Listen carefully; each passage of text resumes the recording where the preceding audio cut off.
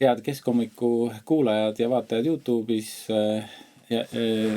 Tere hommikust ja täna on stuudios Keskerakonna esimees Mihhail Kõlvart ja mina saatejuhina Janek Mägi. Ja loomulikult alustame kohe Tallinnast, sest Tallinna linnavalitsus on eelarve saatnud volikokku ja hakkab seda nüüd kohe menetlema.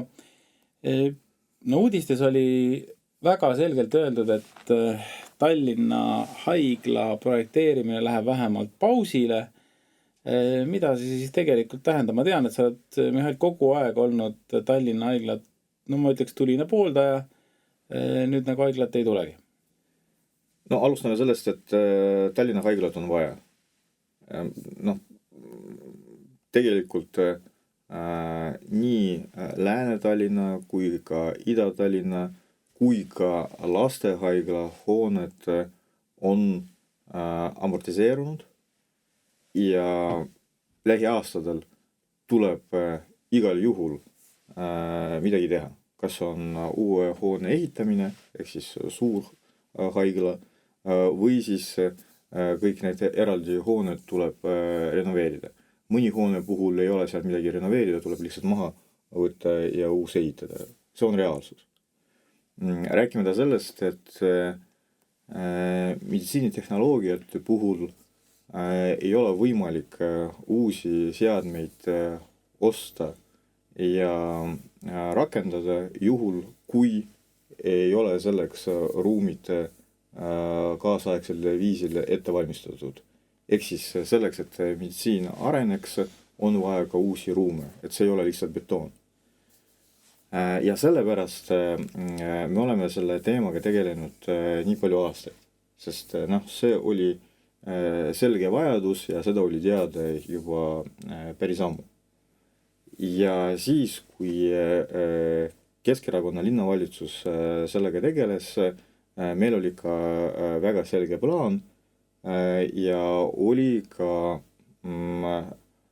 välja arvutatud eelarve. Ehk siis osa finantseerimisest pidi tulema Euroopa fondidest, osa linna eelarvest ja oli selline lootus, et riik veel täiendavalt ka toetab. Käis projekteerimise protsess ja paralleelselt oli ka Euroopa Komisjoniga kokku lepitud, et haigla ehitamiseks eraldatakse umbes 300 miljonit.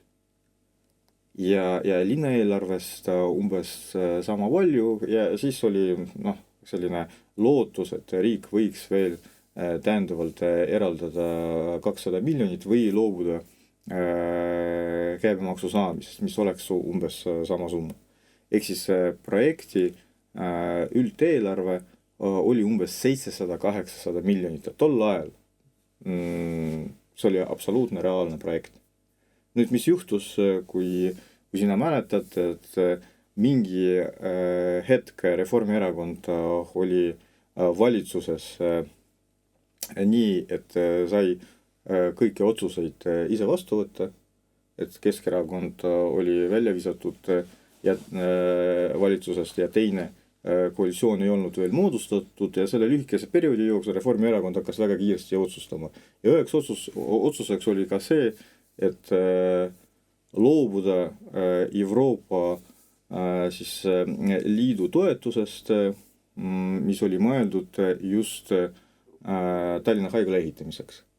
Ja sellest ajast see projekt oli juba suure küsimärgi all. Nüüd, mis juhtus praegu?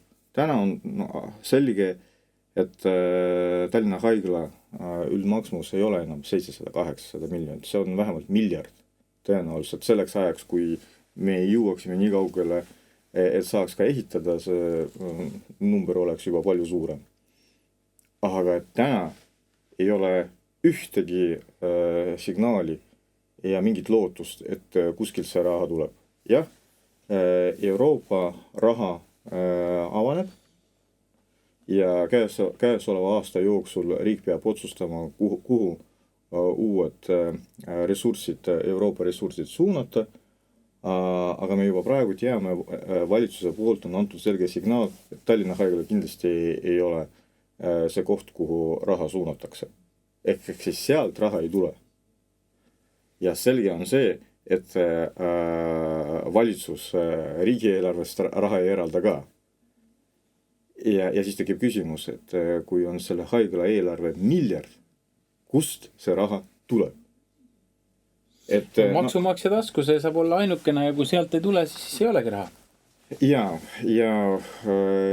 kust raha tuleb eelarvest. Seina seest. Ja maksumaksja maksab. Et no reaalsus on see, et miljard ei ole reaalne summa.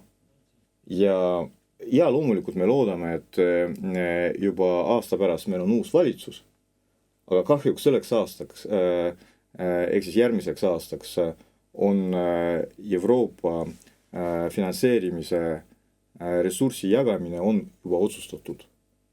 Räägime sellest, et riigieelarve ei ole ka kõige paremas seisus, nagu me teame. Ehk siis on väga raske praegu ette kujutada, isegi teoreetiliselt, kus see raha hakkab tulema lähiaastatel. Ja mis siis toimub? See ei ole mingi uus teadmine. See oli päris selge pilt juba ka eelmisel aastal. Aga vaatamata sellele, sotside linnavalitsus ja lugupeetud endine linnapea Ossinovski 6 aega enne valimisi kirjutab alla projekteerimise lepingu. Loomulikult kaamerate ees. Ja sellest tehakse nagu suur uudis. No ma arvan, et ta tahtis hääli saada. Ja võetakse linnale kohustus 30 miljonit. 30 miljonit lihtsalt selleks, et kaamerate eest lepingu allkirjastada. Ja kas sel hetkel keegi ei teadnud, et raha ei ole? Loomulikult see oli absoluutselt selge pilt kõigile.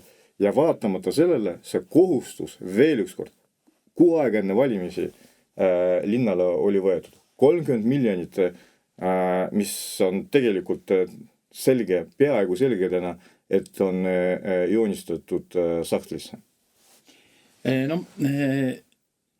Üks asi on Tallinna haigla, aga kui sa vaatad kogu selle Eesti haiglavõrgu kaarti, meil on 2 põhilist keskust, üks on siis Tartus, teine Tallinnas ja siis meil on veel mõned natukene suuremad maakondlikud haiglad.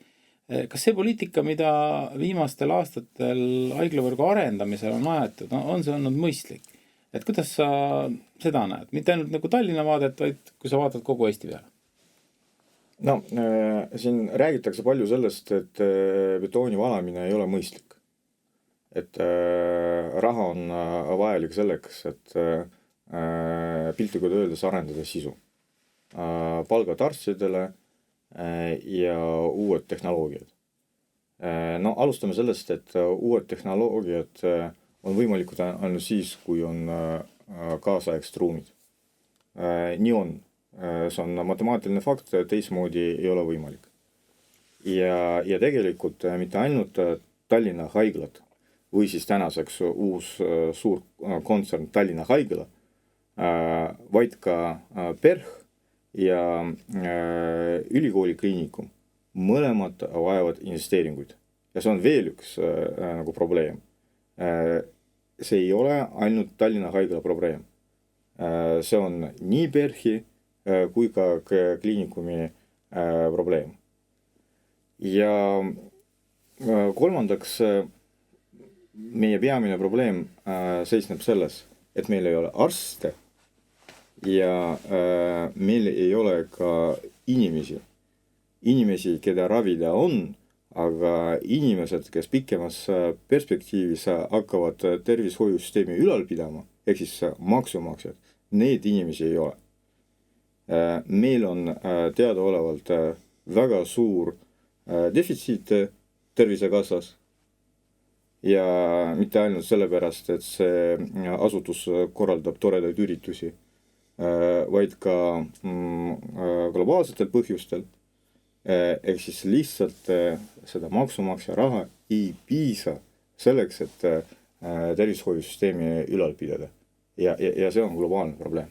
Demograafia juurde kohe varsti tulema, aga see Tallinna eelarves oli kindlasti midagi huvitavat veel, et kui sa peaksid paar märksõna välja tooma, mis nüüd muutub võrreldes eelmise linnavalitsuse tema prioriteetidega, et mis on need 3 niisugust võib-olla tähtsamat märksõna, mille sa lihtsalt välja tooksid ja need võivad olla ka mõned väiksed asjad, mis on väga olulised sinu meelest? No selged prioriteedid käesolevaks aastaks on sotsiaalvaldkond ja haridus. Ja sotsiaalvaldkond ja otsused, mis on võetud vastu, on ka otse seotud selle sama demograafia probleemiga. Et me oleme sellest rääkinud ja kindlasti räägime veel, aga selge on see, et üheks probleemiks on ebakindlus tuleviku ees. See on nii julgeoleku küsimus kui ka majandusküsimus.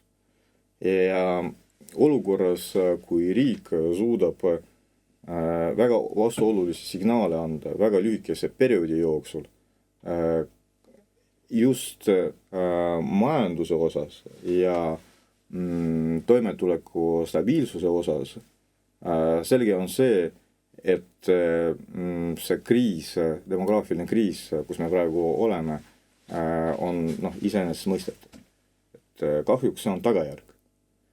Ja loomulikult seda lähiajal väga kiiresti parandada ei ole võimalik, sest demograafia kriis on pikaajaline kriis alati ja globaalne kriis. Aga ja üks omavalitsus isegi nii suur nagu Tallinn seda lahendada ei suuda, aga leevendama me seda peame. Ja selleks on võetud ka meetmed, mis oleksid nii toimetuleku meetmed kui ka demograafia kriisi lahendamiseks mõeldud meetmed.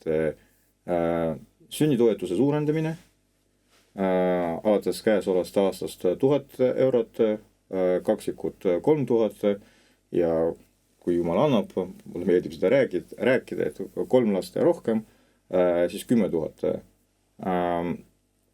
Kooli alguse toetuse suurendamine, rannitsa toetuse suurendamine ja alates käesolevast aastast septembrikuust tasuta lasteaed Tallinna munitsipal... Lõpuks see ikkagi tuleb.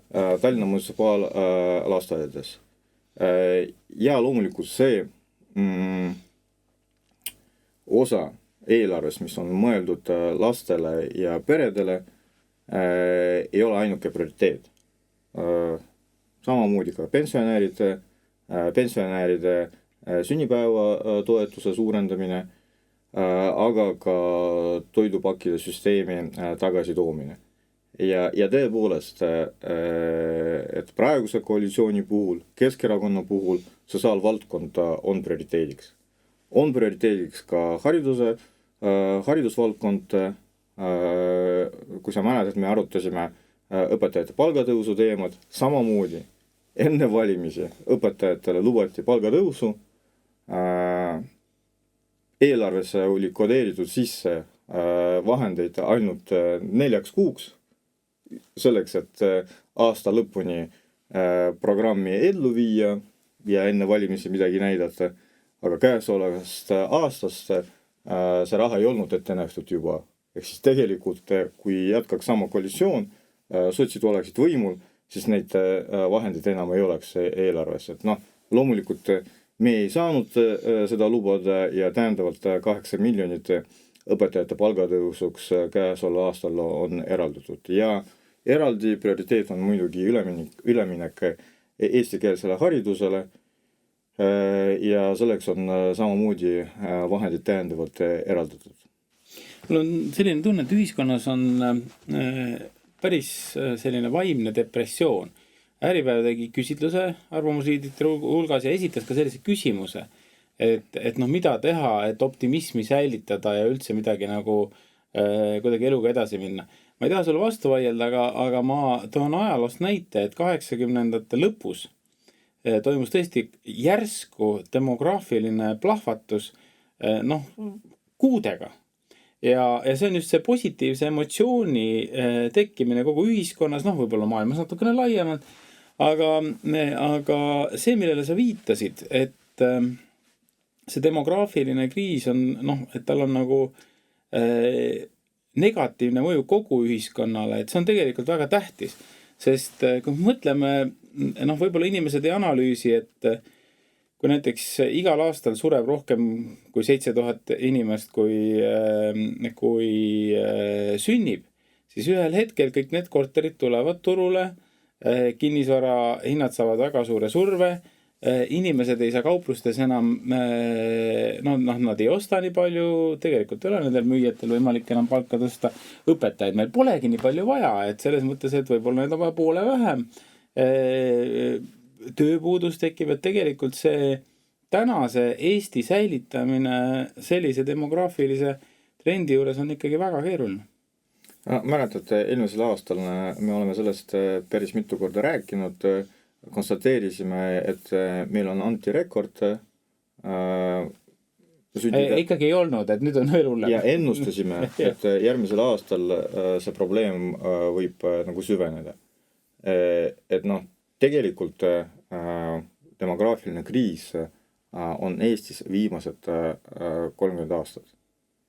Et viimati koefitsient 2,1, mis on vajalik rahvastiku taastamiseks, oli Nõukogude ajal.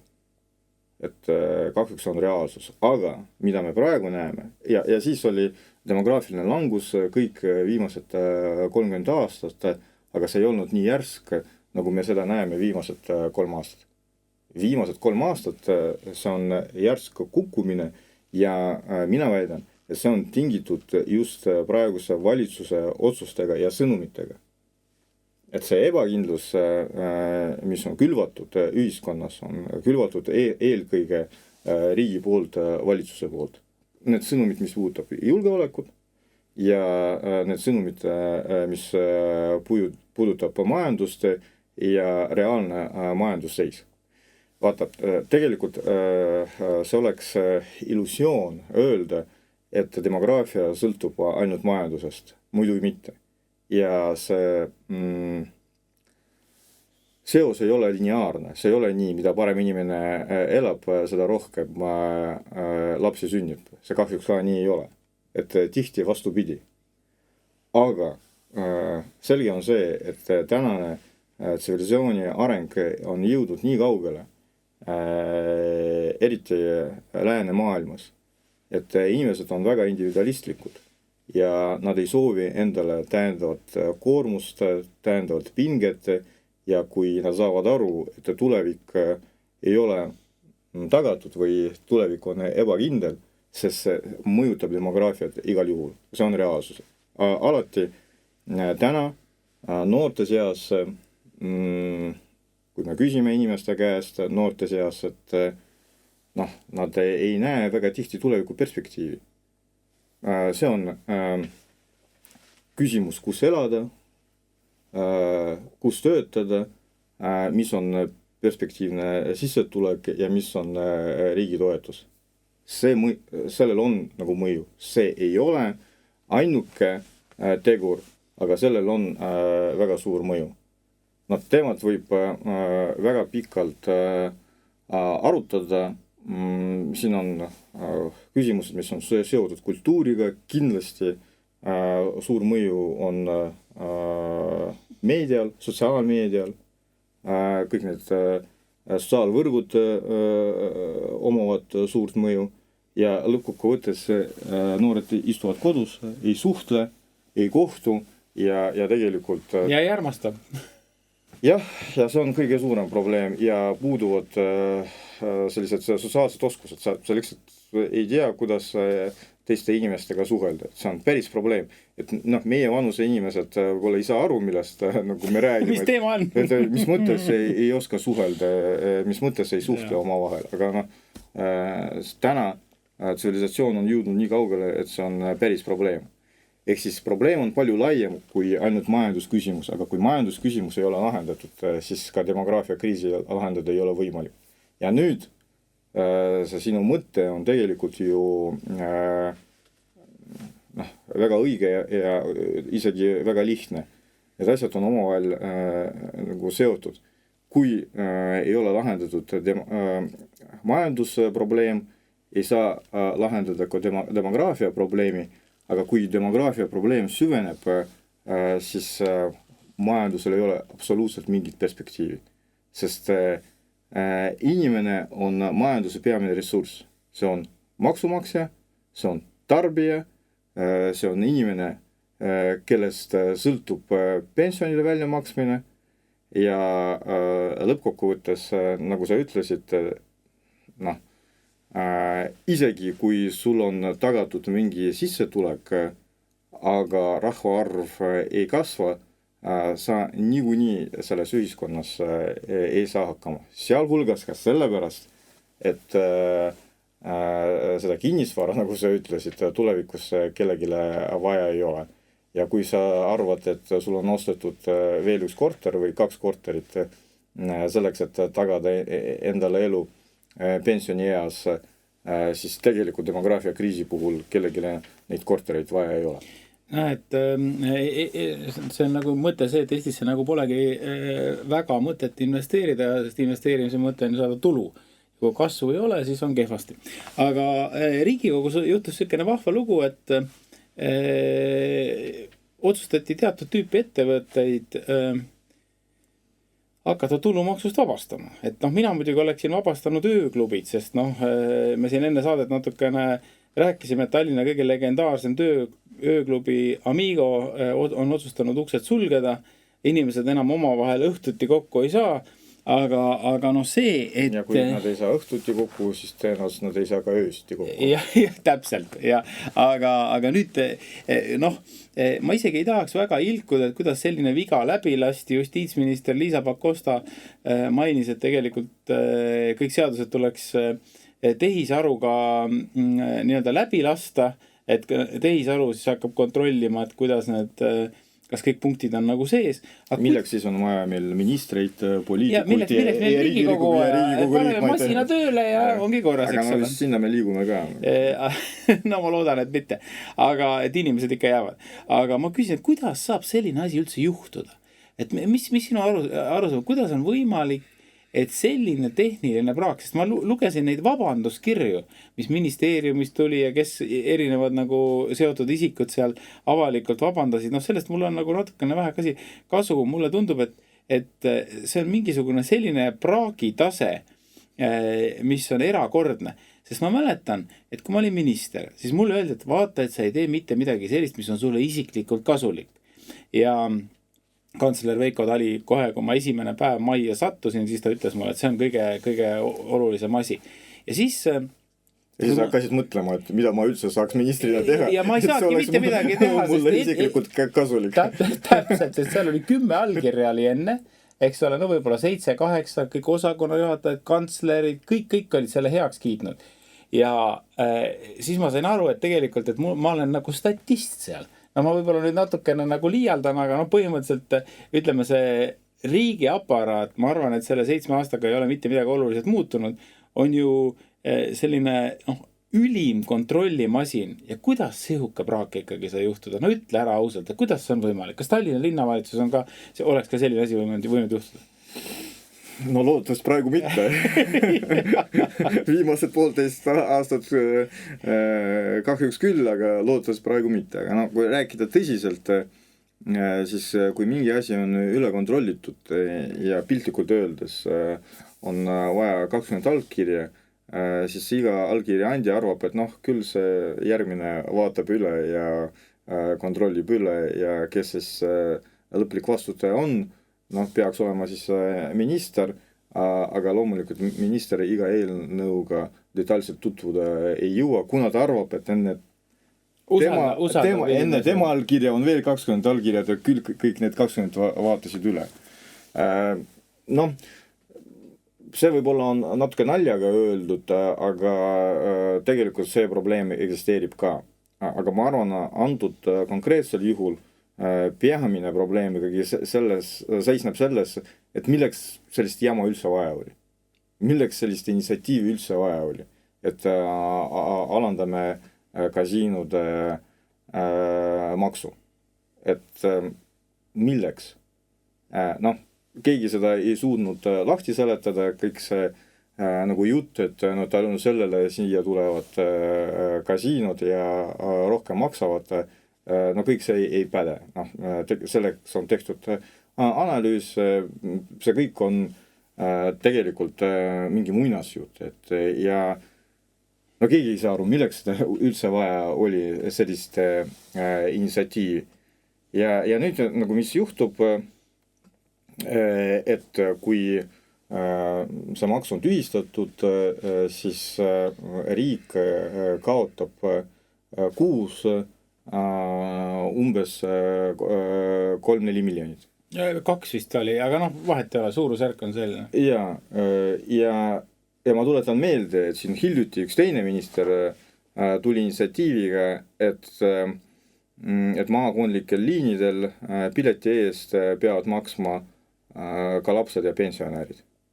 Ja sellega riik võidaks 3 miljonit aastas. Ehk siis sama palju, kui riik kaotab kuus, tänu sellele, et kasiinod ei maksa, riik soovib võtta laste ja pensionäride käes, et saada sama tulu, aga mitte kuus, vaid aastas. Et vot see on minu jaoks nagu väga nagu küüniline nagu lähenemine.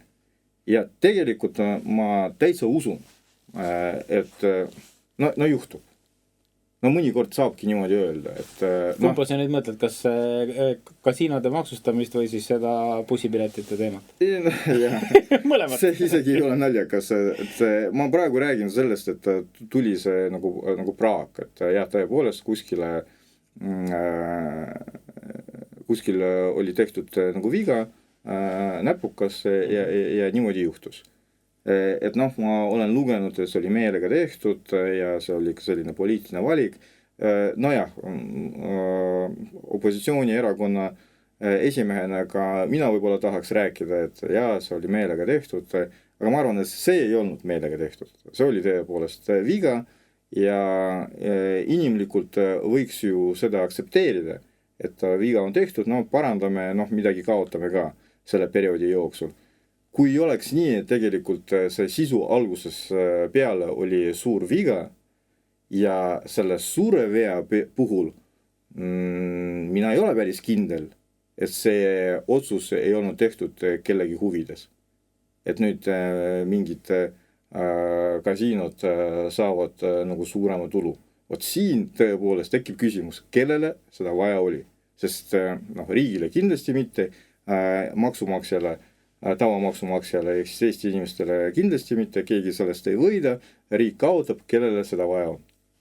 See on muidugi väga kurb, aga nad lubasid nüüd selle probleemi kuidagi ära parandada, lasta olla. Ma tuleks korra tagasi veel selle laste ja pensionäride, ma kasutaks sõna röövimise juurde. Sest ma tean, et nõukogude ajal oli ka, osad inimesed said tasuta, seal oli ka vist sõjaveteranid ja ma ei tea, kes seal kõik oli, ma ei mäleta seda aega nii täpselt, ma olin siis üsna noor sinna samamoodi, aga praegu mulle tundub, et ka oma laste pealt, et see on nagu emotsionaalselt väga halb muudatus. Et see ei ole küsimus, et et need pensionärid ei leiaks nüüd seda võimalust näiteks Alatskivilt Tartusse sõita, no küllap nad leiavad. Eks ole, sest ma oma lähiringi pensionäride pealt tean, et nad on nii kokkuhoidlikud, et neil jääb, mõnikord jääb võib-olla isegi raha üle, et ma ütlen, et elage vabamalt natukene, et ei pea seda kõike, ütleme, et nad on nii tublid inimesed, aga see on emotsionaalselt väga halb sõnum. Tegelikult see ei ole ainult emotsionaalselt halb sõnum. Teatud, väga paljud Eesti inimesed elavad nii, et iga sent on loetud. Et see päriselt on nii. Ja kui keskmiselt üks laps peaks kuus maksma 20 eurot, see on aastas 240 eurot. Ja kui peres on 2 last, aga kui on 3 last, ja vaata, mis on meie vaesuse tase Eestis.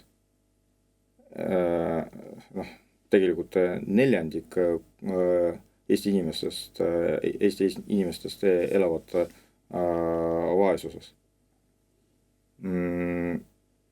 Et see on sisuline probleem, et see on päriselt sisuline probleem.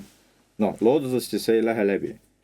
Aga see iseenesest sõnum, mida riik annab inimestele. Ja nüüd ma tulen tagasi selle sama demograafia probleemi juurde ja nende sõnumite juurde, mida riik on suutnud 2-3 aasta jooksul inimestele nagu anda, 3 aasta jooksul.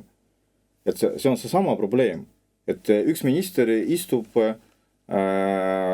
mõtleb, no loodetavasti mõtleb. Ja, ei ole kindel, aga...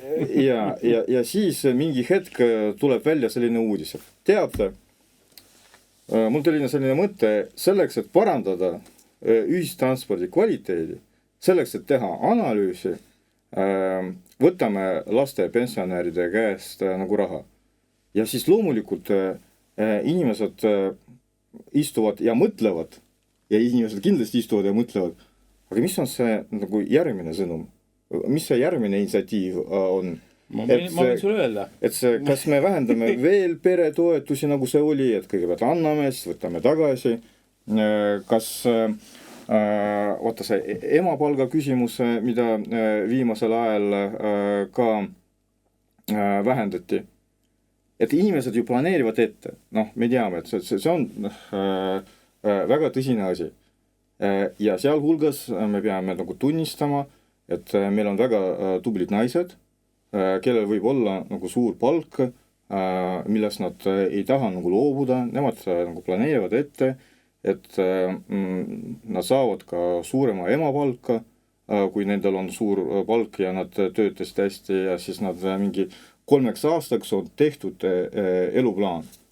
Ja siis riik otsustab, et ei, nüüd on siin lagi, emapalk nii suur enam ei saa olla, ükskõik mida te olete endale nagu planeerinud ja otsustanud, see enam ei kehti ega ei tööta. Et noh, samamoodi majanduses, et kui riik ütleb, et tõstame käibemaksu 2%, ja siis tõstame veel 2%, siis ütleme, et ei võib-olla alandame 2%. No kuidas sa teed enda äriplaani? Kuidas sa planeerid suurt asja, kui riigi poolt tulevad sellised signaalid? Aga mul on selline tunne, et minister mõtles oma tulevaste töökoha peale. Sellepärast, et see mõtteviis on ju erasektori mõtteviis. Et sul on vaja raha teenida kuskilt, tõstame hindu, aga kui sa tahad hääli saada... Sa arvad, et pärast valimisi ministrist saab bussijuht või? Ma nii kriitiline... Saab koguda raha seal? Ma nii kriitiline ei ole, aga võib-olla ta saab mõne bussifirma juhiks.